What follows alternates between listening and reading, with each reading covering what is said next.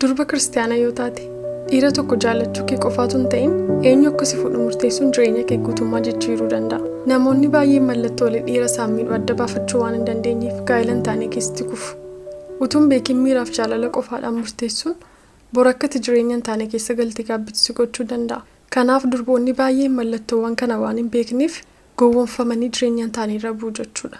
Harraduunis macaafa qulqulluu irratti hundaa'uudhaan mallattoowwan torba dhiirri tokko qabu yookiin kiyyoo godhee ittiin durba tokko gowwoomsee jireenya hin taane keessatti hin buusu waliin ilaalla. Kunis akkasiin adda baafattanii hin gowwoomfamneef isin gargaara. Amma dhumaatti na dhaggeeffadhaa. Dhiigni jireenya kee balleessu bakka ta'e duraa qofa dhufa miti.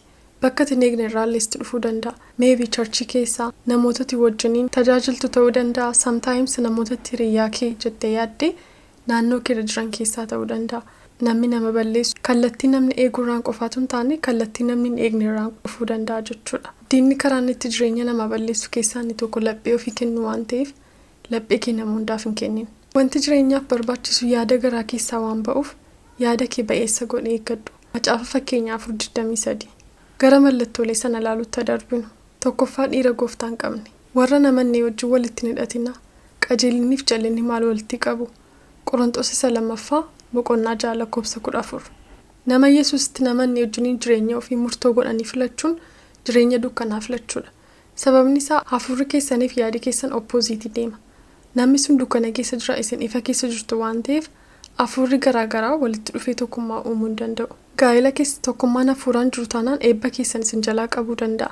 Yeroo jalqaba gaa'elatti galtan jaalalli sun ho'aa waan ta'eef mudaan jaalala sanaa isinitti mul'achuu dhiisuu danda'a. Yeroo gabaabaadhaan booddee garuu hafuurri keessan oppoziitii waan ta'eef walitti bu'iinsi jalqabamaa jechuudha. Namni akka addunyaa kanatti ogummaadhaan beekamu mootichi Solomoon durboota ormaa waan fuudheef utuun beekin gowwoomfame namni waaqayyoon beeku namni waaqayyo waaqessaa ture waaqa tolfamaadhaaf iddoo aarsaa ijaare. Namni ogeessa akka Solomoon erga gowwoomfamuu danda'e atis nama waaqayyoon hin qabne hojii yoo jireenya keetti fuftee bor gowwoomfamuu akka hin dandeenye yookiin akka jireenyi kee jeeqamuu hin dandeenye gaaraantii maalii qabda? Lammaffaa nama afaanii si hawwatu garuu bakka jedhutti hin argamne. Namni akkasii yeroo laaltan bifa qaba, baay'ee bareeda, haasaa baay'ee danda'a, varsii baay'ee beekaa, gaafa laaltu si amansiisuudhaaf nama waaqayyo fakkaata, garuu hojiidhaan hin jiru. Isheen haasaa baay'eedhaan karaarraa isa hin kaachifti. Itti kuuluu isheetiinis isa hin giddisiifti. Yemmus inni tokkichumaan akka sangaa qalamuuf oofamutti, akka bosonuu futtaasaatti adeemuttis ishee duukaa hin bu'a. Varsii kana dhiiraaf fudhannee ilaalla jechuudha. Namni kun yeroo naasa'u jecha arraba isaatii waan baay'ee ilaaltee amantee laphee kee kennuufi dandeessa. Hojiidhaan yeroo laaltu garuu waan ati argitu tokkoyyuu hin jiru. Macaafa Saamu'eel 2 boqonnaa 13-15 irratti Amnoon akka Tamaariin jaallatitti fakkeessee jechoota baay'eedhaan itti kuulee ishee gowwoomsee erga wanta yaada isaarratti raawwatee booddee ishee jibbe jedha. Kana keessatti Amnoon arraba isaa akka tiraapiitti fayyadame ishee gowwoomsuudhaaf jechuudha. Utuu dhuguma ishee jaallata ta'e garuu deebisee isheen jibbu ture.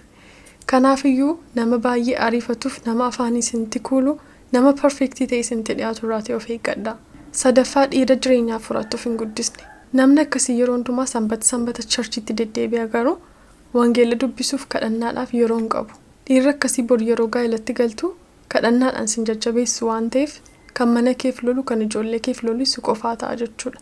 Kiristoos akkuma waldaa kiristaanaa jaallate waldaadhaafis dabarsee of kenne. Akkasuma abbaan manaas haadha manaasaa haa jaallatu. Haa jaallatu inni jedhu sun hiikisaa baay'ee diippii fi gadi fagoodha. Sababni isaa jaalala jechuun afaaniin qofaatu hin taane gochaan agarsiisuudha waan ta'eef.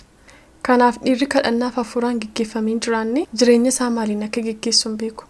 Namni jireenya isaa gaggeessuu hin dandeenye immoo seensi gaggeessuu hin danda'u jechuudha. Lakkoofsa 4 dhiira rispeektiisiif hin qabne yookiin dhiira sin kabajne.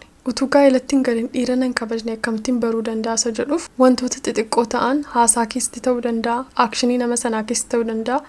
Waan xiqqoo irraa kaatee bor isa dudduuba wanti guddaan akka jiru hubachuu dandeessa. Kunis haasaa keessatti yookiin qoosaa keessatti ta'uu danda'a. Kanaaf namni har'a sin kabajne bor seenis maatii kees mul'ata kee yookiin viizhinii kee fi pilaanii keessiif kabajuu hin danda'u. Shanaffaa nama malaan si to'atu yookiin manipuleetar.